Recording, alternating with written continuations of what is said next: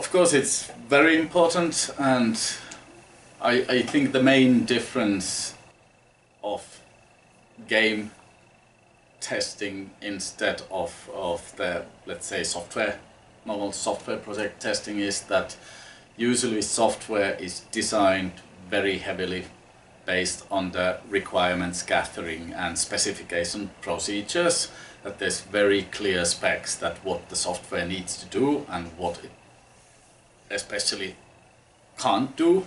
So it's very kind of engineering process.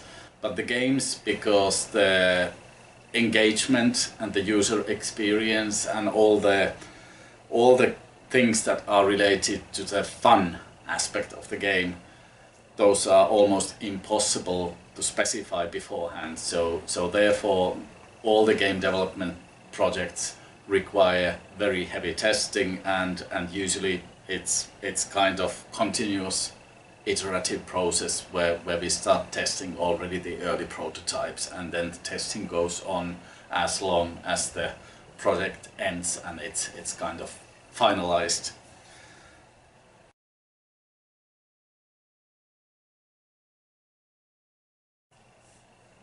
I think that we've only had a couple of cases where we feel that there's been enough resources allocated for the testing, that it's actually, yeah, now we've tested enough, this is good quality product. Usually it's like that we test as long as there's resources, whether it's the deadline approaching or whether it's the funding that limits the amount of testing, and then we just hope for the best, that there's no major issues. But we've actually today, before I came to the interview, we got feedback from one of our biggest customers, and they said that historically they had first case where they didn't find any bugs from the game we delivered to them, and they were quite amazed about that. But sometimes you succeed, sometimes you fail, but usually the thing is that I think the challenge in terms of testing is that customers rarely want to pay for the testing, because that's the first thing they want to kind of cut off if we start negotiating the budget. And they said that, don't spend that much time for testing, that cut it half, for example. And then we try to explain that it may be kind of reducing the quality a lot, but they usually they are very optimistic at that point. And then they get very frustrated towards the end of the project when things go wrong and there's not enough budget for the testing. And usually, like what has been the average for our customer projects, we usually allocate 10 to 15% of the budget for the testing.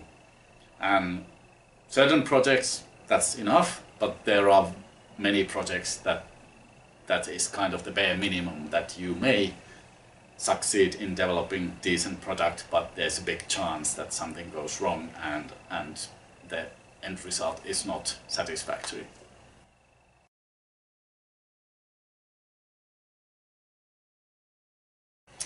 It depends on the stage of the project. Like usually at the early stages we use just internal testing, so first of all the team that develops the game, they continuously on a daily basis they test what they've been building up, and then we start to have the weekly builds, for example, where the people outside the project but usually inside the company, they participate in the testing. And then when we have kind of stable enough build for the game, then we start introducing people outside the company. So usually if it's a customer project, of course the customer representatives take part in the early stages, but then we start collecting the focus groups or kind of the people who are more or less within the end user target group or segment, and we bring those in. And the problem with game testing is that you usually need fresh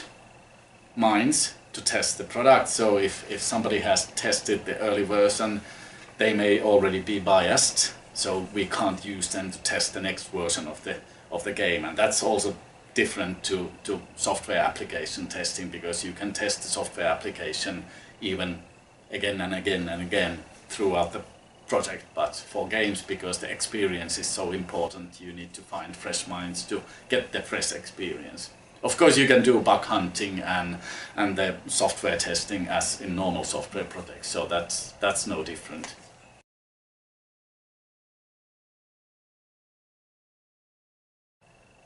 It totally depends. Usually it's just through the grapevine that we just circulate information to our peers and find people through that. Or then we have, like, for the educational games, we have certain number of let's say trusted teachers that we know that we can kind of burden them with our requests, and usually they are teachers who are very happy to have their classrooms to try out the games, so they also feel that they get some added value to their teaching work, because they can create some new experiences for the kids.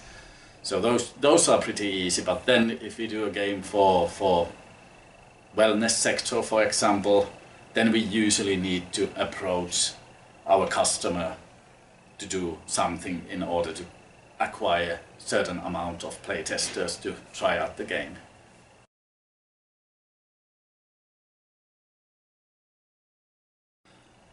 Like the software side, it's usually straightforward iterative functional testing that we test that the software behaves as it's supposed to behave, and that's very frequent on a daily basis, on a weekly basis, so it's continuous. But then for the challenging part, which comes from the game part of the process, like how can you test the look and feel of the game? How can you test the atmosphere of the game? How can you test the feelings the game actually have you feel? So there's not really very heavily formalized testing methods for those. So usually it's kind of based on observation. If it's a big project, we may use some data collection methods, occasionally use some eye tracking and stuff like that, but most of the customer projects, the budgets for testing are so low that we, for example, it's almost impossible to use like proper user experience testing lab facilities and expertise, so we just need to do with our own technology, with our own tools and with our own people.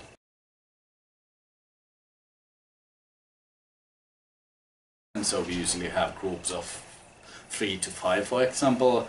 Then of course we use video cameras to record the session so that we can analyze the experiences later on. And then we usually have as many as possible observants during the session, taking notes and observing the experiences and reactions. And we usually run out the test, like we have a briefing in the beginning, and we brief the test subjects that what we are testing, and usually we make sure that they understand that we are not testing their gameplay skills and their kind of expertise in playing the game, but we are testing something we've made, and sometimes that's easy to convey, sometimes it's very difficult to get them to understand that they are not the ones being tested, it's the game. And then we run certain number of experimental game sessions where we run either through some scenarios, or if it's a small game we may kind of run the game from the beginning to the end, or just portion of the game. And usually after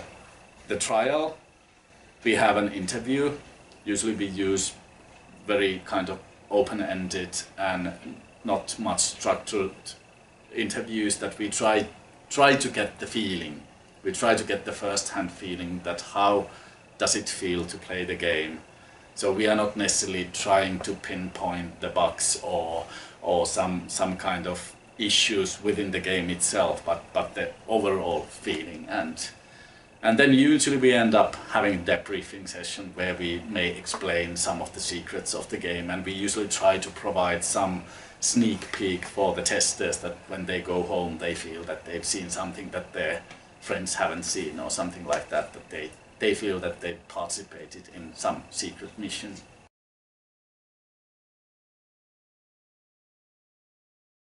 I think the interviews are already kind of, in a sense, they are spoiled, because when we start asking questions, the people start thinking what do they actually think, and then it's usually biasing the end results.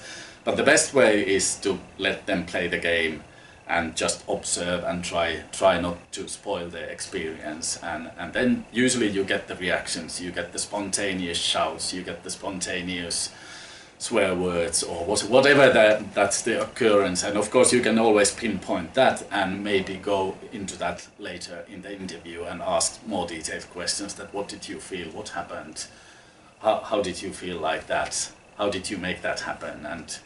And many of the test sessions are also design sessions, because most of the brilliant ideas come from the testing sessions, that people accidentally do a thing we haven't designed, and then we realize that, hey, that's actually cool, let's implement that into the game. So it's kind of very, in a way, chaotic process when compared to the software application development process, but I think that's the nature of games and play, that you need to have room for the imagination and room for the spontaneity and even room for the chance and randomness.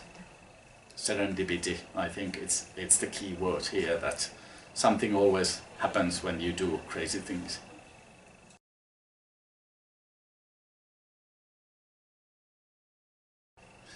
Yeah, it depends a lot of the project. So if we do a game for children, we just try to get children try out the game. Of course, then if it's for some domain field that requires that you have maybe studied the domain, maybe have work experience, then of course if we do, like at the moment, developing a game for oil refinery industry, then of course we need to make sure that the people testing the game or simulation, they have enough background knowledge that they can actually play the game, because the game is designed in a way that if we take any person out from the streets, they don't know how to play the game, because they don't know how to run the refinery. So of course in those projects it's very easy to pinpoint that what kind of expertise are needed, but usually the testing mindset, if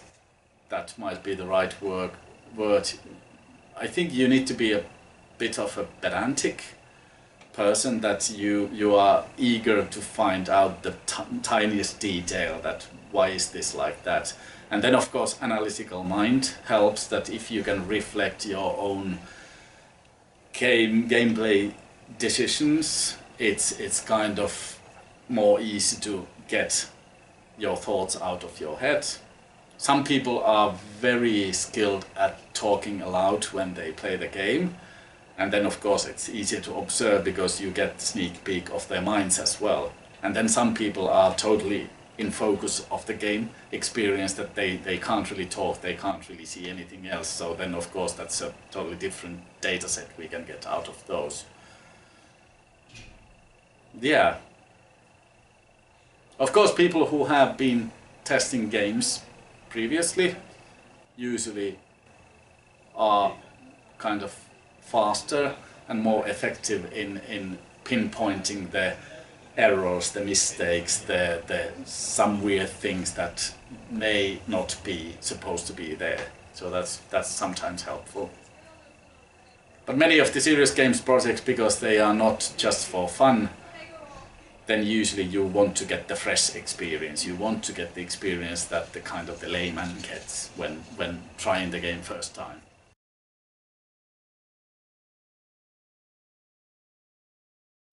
It would be nice that I could say that there's not many differences, and that's mainly based on the fact that some of the serious game projects, they don't emphasize the fun aspect of the game. That they call it a game, there may be some gamified features, but it's more like kind of interactive edutainment or some other software. So then usually people make sure that the domain specific knowledge is accurate, but they don't really spend resources of the game part. So, but that's the most important thing, because serious game, if it's not cool and fun game to play, it will fail as a serious product as well. So that's the biggest difference. So usually when we create games for certain domains, we of course need loads of domain specific testing, so that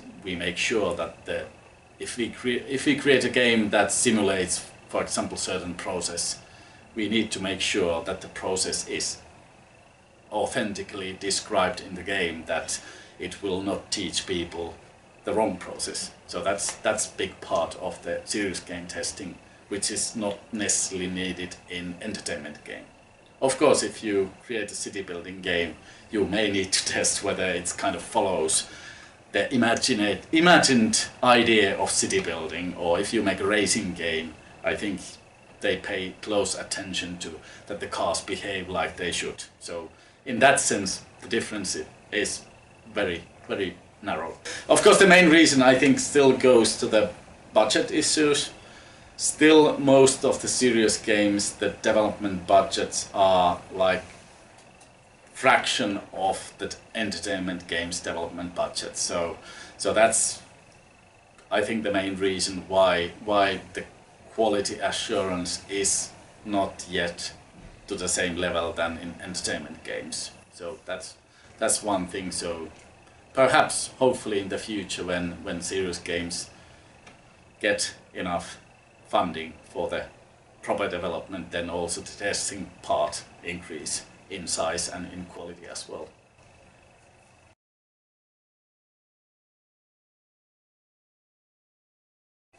We haven't been able to blow out any factories, nobody has died, no mental trauma, at least to my knowledge, so luckily nothing. Of course, many of our serious games are in that sense kind of soft products, that they are not integrated to, for example, process control or things like that, so they actually cause no harm even if you fail in the game or something like that. But I don't know, I think that one of the stories that comes to my mind was from the time when we developed the early Ludocraft experiment. That's the team building game, and it was at that time called SeGaBu. It's kind of like multiplayer action adventure game, which is pretty close to the current exit rooms or escape room games that are quite popular nowadays in the physical world. So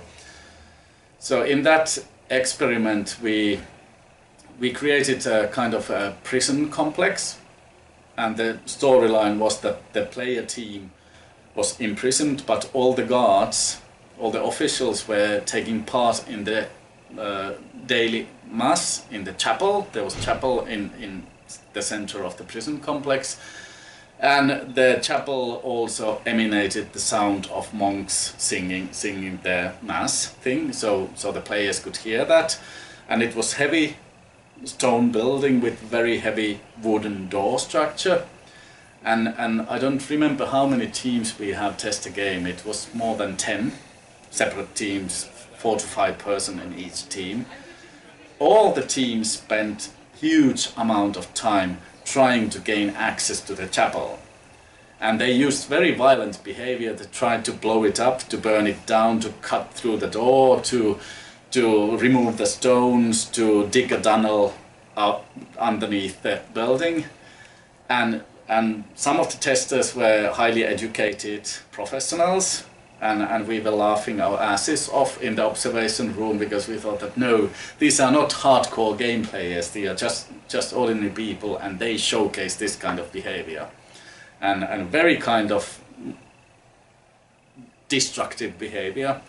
And then based on the storyline, it didn't really make sense, because if all the guards were in the chapel, why on earth these people wanted to gain access? And usually we insert these Easter eggs to our games, because it's fun, and it also keeps up the sanity levels, and it's usually fun to observe whether people find them, and in this case they were totally full because there was no possibility to get access to that place, so they spent half of their time where they should solve the problem in the game, they spent trying to solve the Easter egg problem, and we learned that people are easily manipulated, and smoke and mirrors, that's the game designer's basic tool, so it was good fun to watch reality TV when reality TV was not the thing.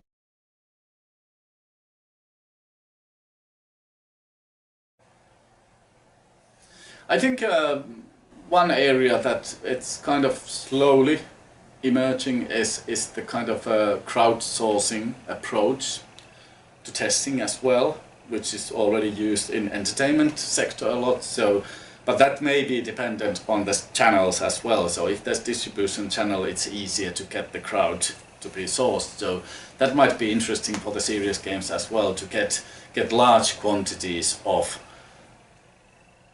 user base to try out the game and to give some kind of feedback, either in the forums or in some other format. Maybe gain the analytical statistic throughout the game sessions and stuff like that. So that's something that might be very useful in the future for testing also the serious games, because it seems to be pretty effective in the entertainment games.